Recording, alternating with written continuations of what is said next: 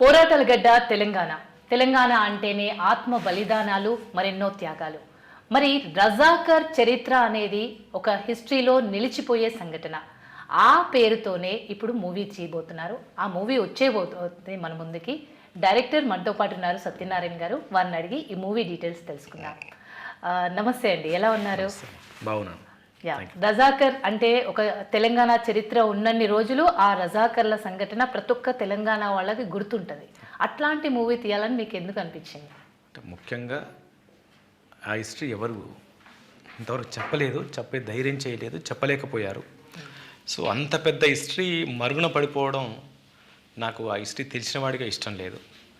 Even మా producer కూడా ఆ ప్రాంతానికి సంబంధించిన వ్యక్తి అయి ఉండడం, తనకి మన హిస్టరీ చెప్తే బాగుండని ఆలోచన ఉండడం, మేమిద్దరం ఈ సినిమాకు ముందే ఫ్రెండ్స్ అయి ఉండడం, దానివల్ల ఏంటంటే మేము ఒక సినిమా చేద్దాం అనుకున్నప్పుడు మన దగ్గర ఇంత పెద్ద హిస్టరీ ఉంది కదా, దాని మీద చేద్దాం అనుకొని ముందుకు వచ్చాం. అలా రజాకార్ అనేది ఈరోజు మేము ముందు తీసుకురాబోతున్నాం. అంటే తెలంగాణ రాకముందు మస్తు ఉద్యమాలు చేసినారు, చాలా ఉద్యమాలు జరిగినాయి. నేను ఇందాక ఇంట్రోలో చెప్పినట్టే తెలంగాణ అంటేనే ఉద్యమాలు. తెలంగాణ వచ్చేసింది, అందరు హ్యాపీగా ఉన్నారు. మరి ఈ టైంలో ఎందుకు తీసుకురావాలనుకున్నారు మీరు? ఇప్పుడు తెలంగాణ రావడానికి రాకపోవడానికి రజాకార్ వ్యవస్థకి, నిజాం వ్యవస్థకి, రాచరికాలకి సంబంధం లేదు. ఇక్కడ రజాకార్ వ్యవస్థ ఇప్పుడు ఈరోజు మనం తెలంగాణ ఒక స్టోరీ పక్కకు పెట్టేస్తే ఈరోజు ఇంత ప్రశాంతంగా ఎందుకుంటున్నాం, మనం ఎలా ఉండగలుగుతున్నాం, ఉండడానికి గతంలో ఏం జరిగింది, అసలు గతంలో మన పరిస్థితి ఏంటి, మన అస్తిత్వం ఏంటి అని తెలుసుకోవాల్సిన అవసరం ముందు తరాలకు ఉంది. కాబట్టి ఏంటంటే హిస్టరీ ఎప్పుడు తెలుసుకోవాలి, హిస్టరీ తెలుసుకొని హిస్టరీలో మంచిని తీసుకోవాలి, చెడుని వదిలేయాలి, మరోసారి రిపీట్ అవ్వకుండా చూసుకోవాలి. కాబట్టి ఆ ఉద్దేశంతోనే హిస్టరీ తెలియాలి. ఎందుకంటే స్వతంత్రం వచ్చింది, మనం హ్యాపీగా ఉన్నాం. భారతదేశం అంతా బ్రిటిష్ నుంచి వాళ్ళ అధికారం నుంచి పక్కకు వచ్చేసి మనం రాజ్యాంగం రాసుకున్నాం, మనం పక్కకున్నాం. ఇప్పుడు అప్పుడు స్వాతంత్రం తెచ్చిన పోరాట యోధుల్ని మర్చిపోతా అంటే ఎట్లా? మనం పుట్టాము పెరిగాము, అమ్మ నాన్నని మర్చిపోవడం కరెక్ట్ కాదు కదా. ఈరోజు ఏ స్థాయికి వెళ్ళినా కూడా హిస్టరీ కూడా అలాంటిదే. మన హిస్టరీ తెలుసుకోవాల్సిందే, మన గత చరిత్ర తెలుసుకోవాల్సిందే, అందుకని తెలియజేస్తాం. ఓకే, డైరెక్టర్గా మీకు ఇది ఫస్ట్ మూవీ. అవును. ఇది టాస్క్గా ఫీల్ అయ్యారా, లేకపోతే రెస్పాన్సిబుల్గా ఫీల్ అయ్యారా? మీరు కూడా ఒక తెలంగాణ బిడ్డగా చేసేటప్పుడు మీకు ఏమనిపించింది? పక్కా రెస్పాన్సిబుల్గా ఫీల్ అయ్యాను. అందుకనే ఇది సినిమాగా వస్తున్నప్పటికీ సినిమాటిక్ స్టోరీగా మార్చలేదు. చరిత్రని చరిత్రలాగానే యథాతథంగా చూపించే ప్రయత్నం చేశాను. ఇలాంటి చేస్తున్న క్రమంలో ఎక్కడైనా సినిమా వాడిగా అటు జరిగే అవకాశం ఉంటుంది, ఎక్కడ ఒక ఫ్రేమ్ కూడా పక్క జరగలేదు. అలా చేసుకుంటూ వచ్చాను. ఈ ప్రాంతానికి సంబంధించి ఇలాంటి హిస్టరీలో బాధితుల కుటుంబాల్లో పుట్టినందుకు నేనే ఈ సినిమా చేసే అవకాశం రావడం నిజంగా నా అదృష్టంగా, గర్వంగా ఫీల్ అవుతున్నాను. అదే అంటే తెలంగాణ చరిత్ర తెలిసిన వాళ్ళు, పుస్తకాల్లో చదువుకున్నది రజాకర్ చరిత్ర కానీ, ఆపరేషన్ పోలో కానీ, ఇవన్నీ పుస్తకాల్లోనే చదివారు, స్వయంగా చూడలేదు. ట్రైలర్ చూస్తే ఒక రకమైన ఇంత కష్టపడ్డారా మన వాళ్ళు అనే ప్రతి ఒక్క తెలంగాణ వ్యక్తి అనుకునే విధంగా ఉంది. మీరు ఎలా రీసెర్చ్ చేశారు దీనిపై? అంటే మామూలుగా ఏంటంటే ఈ తెలంగాణ ప్రాంతంలో సాహిత్యం మీద పట్టు ఎక్కువ ఉంటుంది. ఓకే, పెద్ద పెద్ద చదువులు, ఇంగ్లీష్ చదువులు చదవరు, కానీ ఆ స్థానిక సాహిత్యం మీద, స్థానిక వ్యవస్థలో జరిగిన విషయాల మీద పుస్తకాలు చాలా ఉన్నాయి, చదువుకున్న వాళ్ళు చాలా ఉన్నారు. కాబట్టి ఏంటంటే నేను ఒక జర్నలిస్ట్గా ఉన్నప్పుడు ఎప్పుడూ ఈ చదువుకునే అలవాటు ఉండేది. కాబట్టి ఈ బుక్స్ ఎప్పుడో నేను చదివిన్నాను చాలాసార్లు. కాబట్టి ఏంటంటే నాకు అంత ఎక్కువ రీసెర్చ్ చేయాల్సినంత అవసరం పడలేదు. నాకు ఆల్రెడీ తెలిసిన చరిత్ర కాబట్టి దాన్ని ఒక ఆర్డర్లో పెట్టుకున్నాను. నాకు సినిమాటిక్ ఆర్డర్లో 2.5 అవర్స్కి ఎలా నేను సెట్ చేయాలి అనేదాన్ని తీసుకొని చేసుకున్నాను. కాబట్టి నాకు కొంచెం ఈజీగా అయ్యింది. సరే చేద్దాం అనుకున్నాక కూడా కొంచెం మంచి చెడులు ఏమైనా ఉన్నాయో మళ్ళీ ఒకసారి రీసెర్చ్ చేయాలి. కాబట్టి అట్లా కొత్త చేసి తక్కువ కాలంలోనే నేను స్క్రిప్ట్ రెడీ చేసుకోగలిగాను. మీరు ఇందాక అంటే ఇప్పుడు ప్రొడ్యూసర్ గారు కూడా మీ ప్రాంతం వాసులు, అంటే తెలంగాణ వ్యక్తి. సో వారు మిమ్మల్ని అప్రోచ్ అయ్యారా, మీరు వాళ్ళని అప్రోచ్ అయ్యారా? ఓవరాల్గా ఈ కథ ఎలా రూపాంతరం చెందింది? అప్రోచ్ అని ఏం లేదు. మామూలుగా అదే మళ్ళీ రెగ్యులర్గా సినిమా పర్సన్ లాగా నేను ఫైల్ పట్టుకొని వెళ్ళడము, లేకపోతే ఆయన సినిమా చేద్దాం అలా ఏం కాదు. మా ఇద్దరికి ఉన్న పరిచయంతో నాకు అతను ఒక పెద్దన్నలా అంటాడు. ఒక 10 ఏళ్ళుగా మా ఇద్దరి మీద రిలేషన్ ఉంది. ఆయనకు ఎప్పుడు సినిమా చేయాలని లేదు, నాకు ఎప్పుడు ఆయనతో సినిమా చేయాలని లేదు.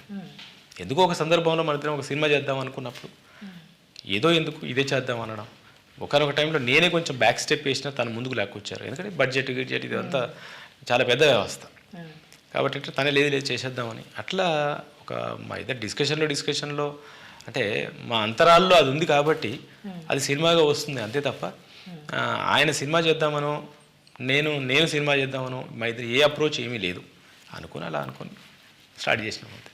ఓకే, అంటే మీ ఫస్ట్ మూవీ లాగా ట్రైలర్ లేదు. ఆ ట్రైలర్ ఒక హిస్టరీ క్రియేట్ చేసేలాగా ఉంది. ఆ ట్రైలర్ నార్మల్గా లేదు. దానికి ఎలా మీరు ఫస్ట్ టైమే కాబట్టి ఎలా హార్డ్ వర్క్ చేశారు? మీ హార్డ్ వర్క్ అంతా కనిపిస్తుంది అక్కడ.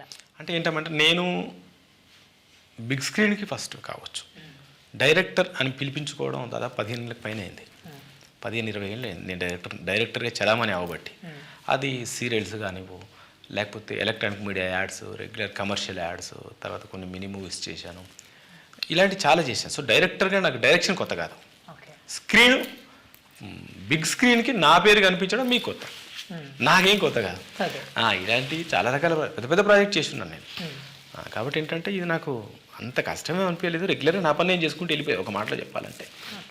ఎన్నాళ్ళు పట్టింది మూవీ తీయడానికి? 90 వర్కింగ్ డేస్లో చేశాము. బట్ మొత్తం సినిమాకి మొత్తం వర్క్ చేసింది 2 years. 2 years వర్క్ చేసాం. ఎందుకంటే సెట్స్ మధ్యలో సెట్స్, ఒక సెట్ దాదాపు ఒక 5 villages సెట్స్ వేసాం. ఒక మస్జిద్, ఒక అగ్రికల్చర్ బావి, పొలాలు, ఇలాంటి సెట్స్ వేసాం ఫిలిం సిటీలో. దానికి గ్యాప్ పడుతుంది, సెట్ టు సెట్ మధ్యలో గ్యాప్ పడుతుంది కాబట్టి అట్లా టైం పట్టింది. బట్ సినిమాగా ఒక 90 వర్కింగ్ డేస్లో అయిపోయింది. ఆ మర్రి చెట్టు, బైరాన్పల్లి సంఘటన అనేది కూడా ఉండబోతున్నాయి ఇందులో. బైరాన్పల్లి ఉంటుంది, మర్రి చెట్టు దానికి సంబంధం లేదు, ఇంకా వేరే హిస్టరీ అది. ఓకే, బైరాన్పల్లి హిస్టరీ కూడా కొంత అంటే నేను ఏది చెప్తున్నాను కదా, నేను ఎంత అవసరమో అంతే తీసుకున్నాను. ప్రతి ఊరికి ఒక సినిమానే ఉంది, ఒక సినిమాకి మించిన స్టోరీ ఉంది, కానీ నేను ఎక్కడ ఎంత అవసరమో నా కథకి అంతవరకే తీసుకున్నాను. ఇలా బైరాన్పల్లి ఉంది. ఈ ఆర్టిస్ట్లని ఎలా పికప్ చేశారు? వీళ్ళైతే బాగుంటుందని పికప్ చేశారా? ఎలా కథని? ఏం లేదు, ఫ్రీడమ్ ఫైటర్స్ లేకపోతే పబ్లిక్ నుంచి వచ్చిన ఫైటర్స్, మన ఒరిజినల్ క్యారెక్టర్స్ ఏవైతే ఉన్నాయో దానికి దగ్గరగా కనిపించే వాళ్ళు ఎవరు ఉన్నారని ఎతికాను నేను. వాళ్ళు కొంచెం స్క్రీన్ ఫేస్ అయి ఉండాలి, వాళ్ళు అందులో పరకాయ ప్రవేశం చేయగలగాలి, అప్పుడే నాకు న్యాయం జరుగుతుంది, నేను బాగా చేయగలను, నాకు పేరు వస్తుంది వాళ్ళు చేస్తే. కాబట్టి అలా ఇంకోటి ఏంటంటే ఇండియా మొత్తం ఏ భాషలోకి వెళ్ళినా మనోడు ఎవడో ఉన్నాడని ఆ స్టేట్ ఫీలింగ్ రావాలి, ఆ స్టేట్ ప్రజలు. అట్లా దృష్టిలో పెట్టుకుని ప్లాన్ చేసాం. మంచి కాస్టింగ్ పడింది. మొత్తము 6 languagesలో రిలీజ్ చేయబోతున్నారు. అవును 6 languages. అంటే భారీగానే రిలీజింగ్ ఉంది. అవును. అయితే పాటలు కూడా మామూలు అంటే మొత్తం తెలంగాణ నేపథ్యంలో బతుకమ్మకి ఎలా ఉంటుందో ఆ రేంజ్లో ఉన్నాయి పాటలు కూడా. గూస్ బంప్స్ వచ్చేలాగా ఉంది ఒక పాట అనసూయతో బతుకమ్మది. ఎలా ప్లాన్ చేశారు? మ్యూజిక్ గురించి చెప్పండి. అంటే మ్యూజిక్ భీమ్స్ ఏంటంటే అతనికి కూడా ఏంటంటే ఈ సబ్జెక్టు మీద మంచి అవగాహన ఉంది. ఇంకోటి ఈ తెలంగాణ జానపదాలు, తెలంగాణ పాటలు ఇవన్నీ కూడా సాహిత్యం తనకు తెలుసు. ఎక్కడెక్కడ ఏ ప్రాంతంలో ఏ పాట పుట్టింది ఏంటంటే తనకు బాగా తెలుసు. అట్ ది సేమ్ టైం వాళ్ళ ఫ్యామిలీలో కూడా రజాకారుల కారణంగా ఇబ్బంది పడ్డ వాళ్ళు, చనిపోయిన వాళ్ళే ఉన్నారు, రజాకారుల చేత చంపేయబడ్డ వాళ్ళు ఉన్నారు. ఇవన్నీ ఉన్నాయి కాబట్టి తనకి ఇటు కసి ఉంది, అటు చేసే కసి ఉంది, పాటలు చేసే కసి ఉంది, సాహిత్యం మీద పట్టు ఉంది, తను పాడగలడు. ఇవన్నీ ఉన్నాయి కాబట్టి తను ఈజీ అయిపోయింది. నాకు ఇలా కావాలి భీమ్స్ అని చెప్పగానే నేను చెప్పిన 1-2 గంటలు నాకు ఒక ట్యూన్ వచ్చేది. నాకు ఇది అనుకుంటున్నాను, ఇలా కావాలంటే ఒక గంటలో ట్యూన్ వచ్చేది. నాకు అంతే లేట్ అవ్వలేదు నాకు. సో అతనికి దాని మీద పట్టుండడం వల్ల ఈజీగా జరిగింది. చాలా మంచి పాటలు వచ్చినాయి. అంటే కొంచెం వైల్డ్నెస్ ఎక్కువగా, అంటే రక్తపాతం ఎక్కువగా ఉన్నట్టు కనిపించింది. అంటే అలా కనిపిస్తేనే సినిమాకు ఒక హైప్ వస్తుందనే అలా పెట్టారు? అలా ఏం లేదు. ఒరిజినల్గా జరిగిన వైలెన్స్లో 10% కూడా లేదు. ఒరిజినల్గా ఏదైతే మనం ట్రూ స్టోరీ అని చెప్తున్నామో ఆ ట్రూ స్టోరీలో మనం చూపించింది 10% కూడా లేదు. మరి 10%కే మీరు ఇలా మాట్లాడితే అంత ఎలా భరించి ఉంటారు ఆ జనాలు? కాబట్టి ఏంటంటే ఇది మనకు వైలెన్స్ చూపిస్తేనే సినిమాని కాదు, సెన్సార్కి ఎంతవరకు పర్మిషన్ ఉందో అంతవరకు జరిగిన నిజాన్ని చూపించడం మా ఉద్దేశం. ఈ మూవీ రిలీజ్కి రాజకీయ నేపథ్యం కూడా కారణం అని చెప్పేసి మధ్యలో కామెంట్స్ విన్నాము. రిలీజ్ వరకు వచ్చి కూడా ఆగిపోయినది కదా, ఏంటి నిజంగానే రాజకీయాలని కార్నర్ చేస్తూ వచ్చిందా? ఇప్పుడు ఈ పోరాటం ఉంది, నిజాం వ్యవస్థ మీద, రజాకార అరాచకత్వం మీద ప్రజలు చేసిన పోరాటం. ఓకే, ఆ ప్రజలు రైతులు ఉన్నారు, కూలీలు ఉన్నారు, మహిళలు ఉన్నారు, చిన్నపిల్లలు ఉన్నారు, ముసలాలు ఉన్నారు. ఆ రోజులో ఉన్న ఆర్య సమాజ్ ఉంది, ఆ రోజులో ఉన్న స్టేట్ కాంగ్రెస్ ఉంది, ఆ రోజులో ఉన్న కమ్యూనిస్ట్ ఉంది, ఓకే, ఆ రోజులో ఉన్న ఆంధ్ర మహాసభ ఉంది. నేను ఏ పార్టీకి చెప్పాలి? అది రాజకీయ కోణం ఎట్లయితుంది? ఎందుకంటే పార్టీలే కదా ఆపేసింది మూవీని రిలీజ్కి ముందు. అది వాళ్ళ మూర్ఖత్వం, వాళ్ళ మూర్ఖత్వం. ఒక చరిత్రని చెప్తున్నప్పుడు దాన్ని చరిత్రగా తీసుకోక వాళ్ళ ఎంతసేపు ఆ రాజకీయ కోణంలో తీసుకున్నప్పుడు అలాంటి ఆలోచనలు వస్తాయి. అందుకనే రాజకీయం మీరు చేయండి, చరిత్ర మీద చేయకండి, మీరు చరిత్రహీనులు అయిపోతారని నేను చెప్పదలుచుకున్నాను వాళ్ళకి. ఓకే, ఇప్పుడు రాబోయే అంటే ఈ పెద్దవాళ్ళకి తెలుసు ఆ సంఘటనలు, అప్పుడు జరిగిన సంఘటనలు, తెలంగాణలో ఏం జరిగింది, ఒకప్పుడు అలా జరిగిందని చెప్పుకునేవాళ్ళు. ఇప్పుడున్న జనరేషన్కి ఈ మూవీతో మీరు ఏం చెప్పదలుచుకున్నారు? చెప్తున్నాను, ఈ జనరేషన్ ఈరోజు మనం ఇంత హాయిగా ఇంత ప్రశాంతంగా ఇలా ఉన్నామంటే సరే, మొన్న జరిగిన ఆంధ్ర తెలంగాణ ఉద్యమం తెలుసు. అది ఏముంది, జస్ట్ ఏమంటారంటే హెచ్చు తగ్గుల మధ్యలో గొడవ. అది హెచ్చు తగ్గులే. మా దగ్గరకు వచ్చి మీరు ఎందుకు ఇచ్చేస్తున్నారని చిన్న ఇదే. అందరూ అన్నదమ్ములే విధంగా చెప్పాలంటే. ఒక తండ్రికి పుట్టిన తర్వాత పెద్దగా అయిన తర్వాత ఆస్తి దగ్గర ఎట్లా వస్తుందో అంతే వచ్చింది ఇక్కడ. దీనికే ఇంత పోరాటాన్ని, ఇంత ప్రాణత్యాగాన్ని, దాదాపు ఇంతమంది చచ్చిపోయారు, అంతమంది చచ్చిపోయారు. అసలు మనకు బ్రతుకు తెరువు లేదు, తినడానికి తిండి లేదు. మన ఇంట్లో పుట్టిన ఒక మేక మనకు దక్కదు, ఒక కోడి మనకు దక్కదు. మన ఇంట్లో పుట్టిన ఆడపిల్ల ఎప్పుడేమైతో తెలియదు, తండ్రి ఏమవుతాడో తెలియదు, తల్లి ఏమవుతుందో తెలియదు. అంటే బువ్వ కోసం, భుక్తి కోసం, ముక్తి కోసం, విముక్తి కోసం ఇంత పోరాటం జరిగింది. అది మనకు తెలియాలి కదా ఈ జనరేషన్కి. కాబట్టి ఇలాంటి చరిత్రని, మన అస్తిత్వాన్ని, మన గతాన్ని, మన పూర్వీకుల పోరాటాన్ని, ఆ త్యాగపరంగా మనం ఇప్పుడు పొందుతున్న ఆనందాన్ని తెలుసుకోవాల్సిన అవసరం ఈ జనరేషన్కి ఉంది. ఈ సినిమా ద్వారా ఏదో ఉడతా భక్తిగా నేను కొంత తెలియజేస్తున్నానని చెప్తున్నాను. ఈ మూవీ మొత్తం కంప్లీట్ అయిపోయాక మీ టీం కానీ మీరు కూర్చొని చూసినప్పుడు మీకు ఎలా అనిపించింది? ఇంకా కంప్లీట్ అవ్వలేదు, ఇంకా వర్క్ అవుతుంది. ఇంకా డిఐ ఇంకొన్ని సీజీలు రావాలి. ఈ 2-3 రోజుల్లో మొత్తం ఫైనల్ అయిపోద్ది. బట్ నా టీం అందరూ కూడా ఏదో ఒక సందర్భంలో ఏదో రకంగా చూస్తూనే ఉన్నారు. ఇప్పటి వరకు చూసిన ప్రతి వ్యక్తి, ఒక మేధావుడు, ఒక పండితుని దగ్గర నుంచి ఒక పామరుడు వరకు ఎవరైతే టచ్ అయిందో అందరూ అప్రిషియేట్ చేశారు, అందరూ బాగుందన్నారు. ఎవ్వరూ నన్ను చూసి ఇలా ఉంటే బాగుండు అన్న వాళ్ళు లేరు. ఈవెన్ ట్రైలర్కి ఎలా వచ్చిందో, టీజర్కి ఎలా వచ్చిందో, సాంగ్స్కి ఎలా వచ్చిందో పాజిటివ్ రెస్పాన్స్, బాగుంది అన్న రెస్పాన్స్ అట్లే ఉంది. ఎక్కడో ఒకరిద్దరు ఆ బ్యాచ్ మనం పడుచుకోవద్దు. ఓకే, వరల్డ్ వైడ్గా March 15 రిలీజ్ కాబోతుంది. మీరు ఫైనల్గా ప్రేక్షకులు ఏం చెప్పబోతున్నారు? అదే, ఇది ఒక ప్రపంచ చరిత్ర. అంటే ప్రపంచంలో ఇలాంటి అణచివేత చాలా చోట్ల ఉంటుంది, మన చోట ఉంది. సో మన చోట జరిగిన ఈ చరిత్రలో మంచి చెడులు ఉన్నాయి. మంచిని మనం తీసుకొని చెడుని దూరం పెడుతూ ఈ చరిత్రని నలుగురికి ఇన్స్పిరేషన్గా మేము ఒక సినిమాలాగా తీస్తున్నప్పుడు దాన్ని సినిమాలాగానే చూడండి, సినిమాలాగానే రిసీవ్ చేసుకోండి, సినిమాలాగా ముందు తరాలకు మీరు కూడా తెలియజేయండి. కానీ దీన్ని మతం గీతం అని రుద్ది చరిత్రని తొక్కేసి చరిత్రహీనులు చేయొద్దు. అది ప్రజలు కూడా గుర్తించాలి అని చెప్తున్నాను. లోక్సభ ఎలక్షన్స్ వస్తున్నాయి కాబట్టి ఈ మూవీ రిలీజ్ చేస్తున్నారని ఒకవైపు నుంచి కామెంట్స్ వస్తున్నాయి, నిజముందా అందులో? అంటే పబ్లిక్ ఎలా అనుకుంటున్నారంటే, ఫస్ట్ పోస్టర్ రిలీజ్ చేసిన టైంలో మా ప్రొడ్యూసరు వచ్చిన గెస్టులు బీజేపీ వాళ్ళు కాబట్టి అది బీజేపీ సినిమా అనుకున్నారు. టీజర్ రిలీజ్ చేసినప్పుడు స్టేట్ ఎలక్షన్స్ దగ్గరలో ఉన్నాయి కాబట్టి ఇది ఎలక్షన్ స్టేట్ కోసం తీసుకుంటున్నారు. ఇప్పుడు మాది సినిమా వచ్చే టైంకి లోక్సభ ఎలక్షన్స్ ఉన్నాయి కాబట్టి లోక్సభ సినిమా అనుకుంటున్నాను. నేనేమంటానంటే, ఇది ఏ పార్టీకో ఏ రాజకీయానికో సంబంధించిన పాంప్లెంట్ కాదు, ఇది చరిత్ర. ఈ చరిత్ర తెలుసుకుని మంచి చేసే క్రమంలో, చెడు చేసే క్రమంలో నిజంగా ఈ లోక్సభకు ఎలక్షన్లో పాల్గొనే రజాకారులు ఉంటే వాళ్ళు ఓడించేసేయండి. అలాంటి రజాకారులు ఎవరైనా ఉంటే ఓడించేసేయండి, మంచిని గెలిపించండి. ఆ మంచి ఏ పార్టీలో ఉంటే ఉంది. అంటే దానికి కామెంట్కి కూడా ఒక రీజన్ ఉంది. బీజేపీ నాయకులు ఇప్పుడు ఎవరైతే ప్రొడ్యూస్ చేస్తున్నారో నారాయణ రెడ్డి గారు బీజేపీ నాయకులు, ఇది రాజకీయ నేపథ్యంతోనే తీసిన మూవీ అనే దానికి ఒక ఆధారాలు ఉన్నాయి. ఏ ఆధారాలు లేవు అనుకోవడం తప్ప, ఏ ఆధారాలు లేవు. అతను బీజేపీ నాయకుడు, బీజేపీలో ఉన్నారు కాబట్టి ఏంటంటే అలా అనుకుంటున్నారు జనాలు. కానీ ఎక్కడ అసలు బీజేపీ 1947 ఉందా? బీజేపీ 1947లో లేదు కదా. హిందుత్వం ఉంది, మన హిందూ రాష్ట్రం, హిందూ దేశమే కదా. ఇంకా భయపడడానికి ఏముంది? కొత్తగా ఏం లేదు. కాబట్టి బీజేపీకి సంబంధం లేదు, బీజేపీకి సంబంధించిన కథ అసలు కానే కాదు. మా ప్రొడ్యూసర్కి ఇంకొక వృత్తి బీజేపీ నాయకుడు అంతే. అప్పుడు ఇంతకుముందు పోస్ట్పోన్ అయినప్పుడు అప్పుడు మంత్రిగా ఉన్న కేటీఆర్ కామెంట్స్లో ఏంటంటే, ప్రశాంతంగా ఉన్న హైదరాబాద్లో గొడవలు సృష్టించడానికి ఈ మూవీ తీస్తున్నారని చెప్పేసి అన్నారు. ఆ కామెంట్ని మీ టీం ఎలా రిసీవ్ చేసుకుంది? ప్రశాంతంగా ఉన్న పుస్తకాల్లో వాడెవడు ఆ దేశం నుంచి దండెత్తి మన మీదకి వచ్చాడు, ఈ రాజ్యం నుంచి దండెత్తి మన మీదకి వచ్చాడు, వాళ్ళ భార్యని ఆయన చంపేసి వాళ్ళ భార్యని తీసుకొచ్చి పెట్టుకున్నాడు, వీడి భార్యని తీసుకొచ్చి పెట్టుకున్నాడు అనేది ఎందుకు పెట్టారు? ఓకే, ఇదే తెలంగాణ వచ్చిన తర్వాత 8వ తరగతిలో 6వ తరగతిలో తెలుగు పాఠంలో తెలుగు ఉపవాచకంలో నిజాం మీద లెసన్ ఉందా లేదా చూసుకోండి.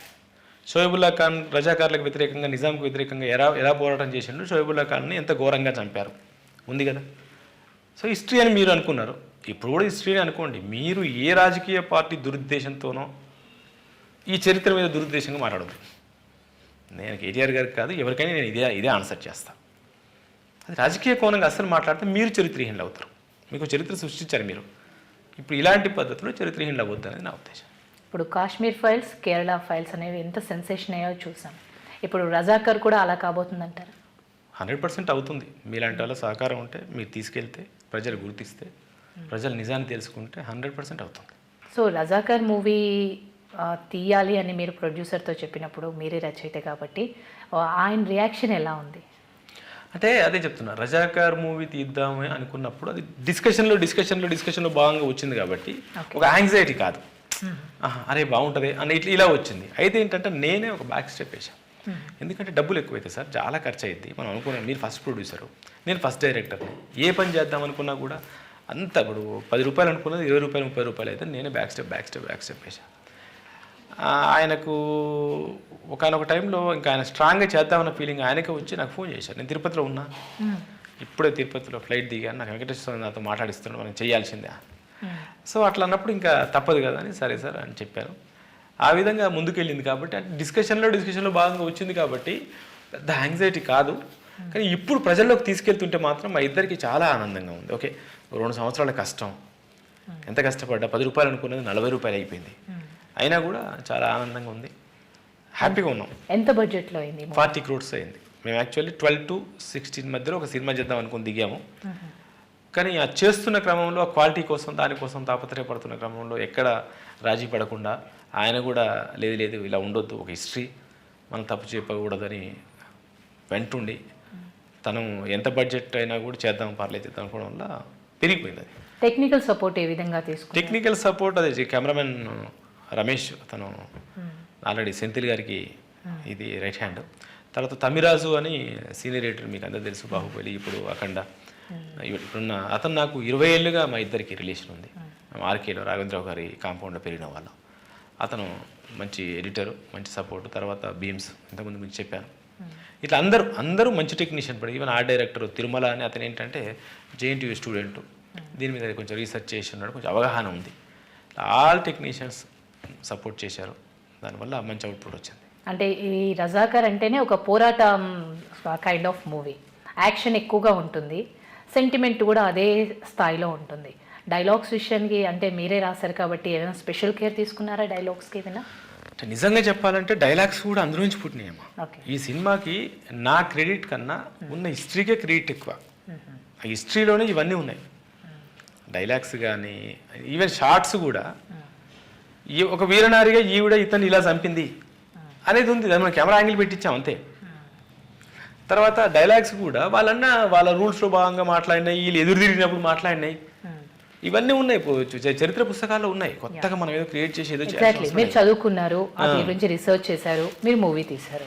అయితే ఒకనొక సీన్లో ఏడ్చే సిచ్యువేషన్ ఏదైనా ఉందా? మీరు తీసే క్రమంలో మీకు అరే ఇలా అయిందా అనే బాధపడ్డ సిచ్యువేషన్ ఏదైనా ఉందా? ఏడ్చిన సిచ్యువేషన్లు కూడా ఉన్నాయి, ఏడ్చిన సందర్భాలు కూడా ఉన్నాయి. సీన్ తీస్తూ ఉంటే ఏడ్చిన సందర్భాలు కూడా ఉన్నాయి, ఏడుస్తూ అట్లే ఆగిపోయిన సందర్భాలు కూడా ఉన్నాయి, కట్ చెప్పకుండా ఆగిపోయిన సందర్భాలు కూడా ఉన్నాయి. అది నెక్స్ట్ సినిమా రిలీజ్ తర్వాత ఏ ఇన్సిడెంట్ అప్పుడు చెప్పడం ఈజీగా ఉంటుంది, ఇప్పుడు చెప్పడం కష్టం. సో ఇన్సిడెంట్ జరుగుతుంటే అనేది అట్లాంటి సందర్భాలు చాలా ఉన్నాయి. అట్ ది సేమ్ టైం ఎప్పుడైతే ఈ రివర్స్ అయి ఫైట్ చేస్తున్నప్పుడు అంతే ఉద్దేశంగా లేచి మనం వెళ్ళి కొడదామా అనుకున్న ఇది కూడా ఉన్నాయి. ఓకే, మీకు నచ్చిన డైలాగ్ ఏదైనా మీ మొత్తం హోల్ మూవీలో మీరు ఎప్పుడు కూర్చున్నా అరే ఇది భలే వచ్చింది అని? అంటే అట్లా కాదు, కానీ ఇక్కడ ఏం జరిగిందంటే నేను ఒకసారి లొకేషన్లో కూర్చొని అక్కడ ఆ రోజు సర్దార్ పటేల్ క్యారెక్టర్ అయిపోతుంది, ఇంకా ఏదో చెయ్యాలి, సరే ఏదన్నా చేసుకుందాం తర్వాత మాట చేస్తూలో తీద్దామని ఒక సీన్ ఆర్ఆర్లో ఏదో మాట్లాడుకోండి సార్ అని. అతను ఏమన్నాడు అంటే ఆర్ఆర్లో కాదు సార్, ఏదన్నా రాయండి మీ ఇష్టం ఉన్నది నా లిప్ మూమెంట్ వస్తుంది, తర్వాత మీరు ఏమని అంటున్న టైంలో అక్కడ కాశ్మీర్ని కాపాడుకుంటూనే కాశ్మీర్కు కాపలా ఉంటూనే హైదరాబాద్ని కాపాడుకోవాలని అక్కడికక్కడ లొకేషన్లో అక్కడ కూర్చొని అక్కడ రాసి ఇచ్చేసి అది దాన్ని వాళ్ళకు అందరికి అప్రిషియేట్ చేశారు అందరూ. ఇది no doubt promo dialogue sir, ఇది టీజర్లో ట్రైలర్ ఇది అది అనుకోకుండా వచ్చినాయి కొన్ని. అట్లా అది బాగా బాగా అనిపించింది. మీరు ఆ స్టోరీలో లీనమైపోయారు కాబట్టి అలా జస్ట్ అక్కడ కింద కూర్చున్న అరుగులాగుండా ఆఫీస్లో అరుగు మీద కూర్చుంటే అక్కడ ఏదో రఫ్గా రాస్తుంటే ఇది తక్కువ వచ్చింది. ఫేర్ చేస్తుంటే మా ఫేర్ క్యాపిటేటర్కి ఇది ఫేర్ చేయని చెప్తుంటే పక్క ఎంత మంచి డైలాగ్ వచ్చింది సార్ అని చెప్తున్నారు. అట్లా మీ ఫ్రెండ్స్ కానీ మీరు ఇదే బ్యాక్గ్రౌండ్ కాబట్టి అంటే నల్గొండలోనే ఉంటారు కాబట్టి ఎవరైనా అన్నారా అరే ఈ మూవీ తీయాలని భలే వచ్చింది ఐడియా అని? అందరూ నా జర్నలిస్ట్ ఫ్రెండ్స్ అందరూ కూడా నాకు ఫోన్ చేసి అప్రిషియేట్ చేస్తున్నారు. అప్పుడున్న వాళ్ళందరూ కూడా నా 10th క్లాస్ ఫ్రెండ్స్ మొత్తం అందరూ ఎప్పుడో క్లాస్ రూమ్లో కూర్చున్నాం అందరం, మళ్ళీ అందరూ మొన్న వచ్చి నన్ను కలిసిపోయి అప్రిషియేట్ చేసి చాలా మంచి సినిమా వేస్తున్నారు, మాకు గర్వంగా ఉంది మా ఫ్రెండ్ అయినందుకు, మా క్లాస్మేట్ అయినందుకని. తర్వాత నేను పుట్టిన ఊర్లు చుట్టుపక్కల పెట్టిన పక్కెళ్ళి ఎదురు వాళ్ళు కూడా నువ్వే చేస్తున్నావా ఇది? ఎందుకంటే ఈ క్వశ్చన్ అడగడానికి ఒక రీజన్ ఉంది. తెలంగాణ ఉద్యమంలో కీ రోల్ ప్లే చేసింది నల్గొండ ఏరియా అండ్ వరంగల్. ఈ ఎక్కువగా ఉద్యమకారులు అక్కడి నుంచే పుట్టుకొచ్చారు.